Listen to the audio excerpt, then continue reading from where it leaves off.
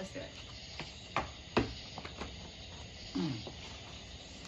Okay, now, all right, you gonna answer or you may do it?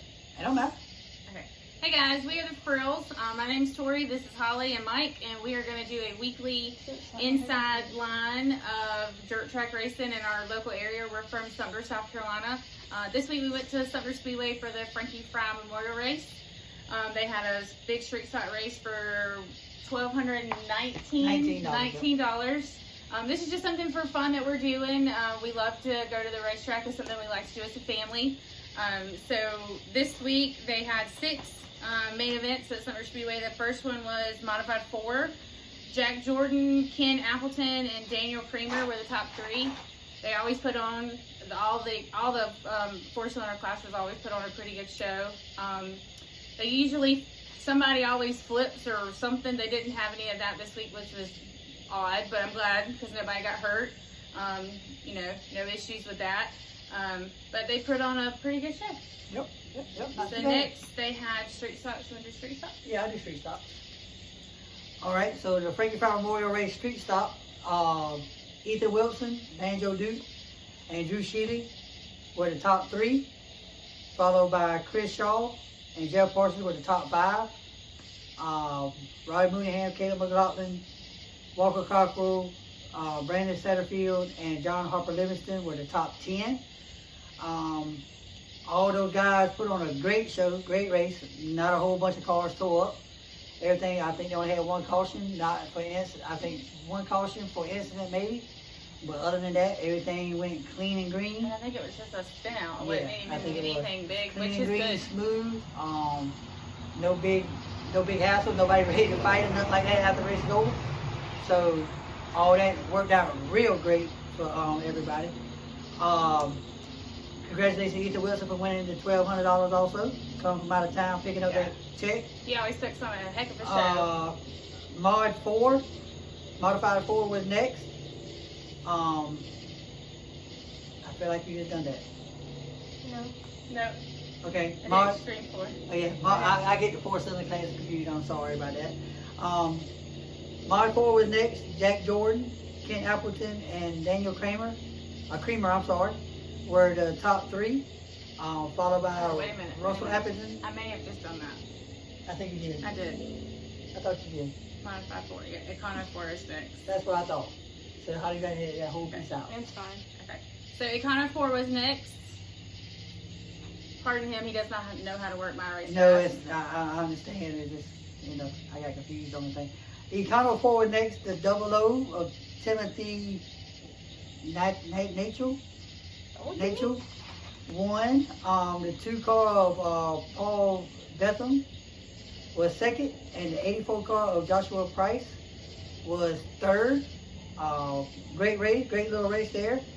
No real big calamities or nothing like that. Everything worked out pretty good for everybody. I think they only have, what, 1 caution? Maybe, if that. I can't remember. They're very minimal cautions. I think I think there was 1 caution. I think there was. Yeah, I think there was. But everything else worked out real great. Smooth racing. Timely manner. No time limit cut or nothing like that. Everybody got on laps in. So that's Econo 4 for that Sumter race. Holly, you want to do the next one? Late models. Thunderbomb. Okay. Okay. For late models, the top 3 was Justin Mintz, Dalton Hodge, and Brian Ridgway. Them 3 are very good, if I say so myself. They normally put on a heck of a show. The top 5 was Top 5 was Scott Shirey, James Murphy. All of them put on a very good show. They only had like 1 or 2 cautions. But they only have one. I think they had 1 caution for yeah. when William Russell spun. And Oh, yeah. won. Yeah, that was it. But that was it. Yeah, and Brian Ridgway was in Austin Mintz's car, which was good because that car is that car's pretty good. The Mintz boys always have really, really, really good cars, so that was good. Thunder Bomber. Thunder Bomber. The top 3 was Bubba Cole, Nikki Smoke, I don't know, and LJ Solomon. All 3 of them normally put on a very good show. The top 5 was Todd Knight and Kendall Boatwright. Sorry. Again, they put on a heck of a show. Again, maybe 1 or 2 I cautions. think there was like 2 cautions in that I can't for just remember. for spin out. Spin outs. And poor Jacob, I think he blew a motor or Yeah. something happened to him in the last part of the race. And I think Ronnie Stevens was in Matt Hodges' car, and Yeah. he had a little tussle with somebody, ripped the front nose off of it, but minimal damage, nothing that was real Nothing- big or anything like Yeah. that, which is good. And the last race would have been Extreme 4. Yeah, we're all kind of disappointed because Parte Marte did not Yeah, show Parte up for Marte. that. I was We're very not- disappointed. We're not sure what I happened to was- old Marty Horn. I was so. very disappointed.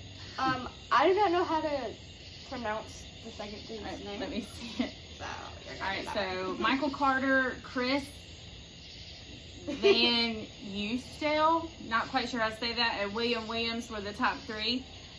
Spencer Wisnett and Zach Bird round out the top 5. Zach started on the pole. Not quite sure what happened to Zach.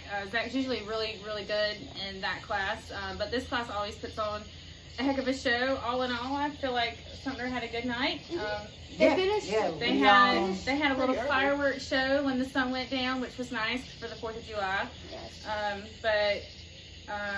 Sumner, they had a good night. We got home to even stop, got something to eat, and was home by 11 o'clock. And we live about 25-ish or I say so 30, but minutes, Yeah. 25, 30 minutes from the track. Sumner can run a little late sometimes. I think Lakeview is actually still running, and they're only about an hour and a half up the road. But not sure where we're going to end up next. Probably depends on what Sumter and Lakeview does. But between Lakeview, Sumter, and Fayetteville, we'll probably bounce between them. No, I don't think anybody's running next week. So, Yeah, probably not because it's the 4th of July. But so don't expect anything next week. yeah, so, but our plan is to just kind of do this on a weekly basis. Like when we get home, we'll kind of go over what happened. We're just something fun for us to do as a family. We might have some driver interviews. maybe surprises, maybe. Depends on who, if we have time and where we are and that kind of stuff.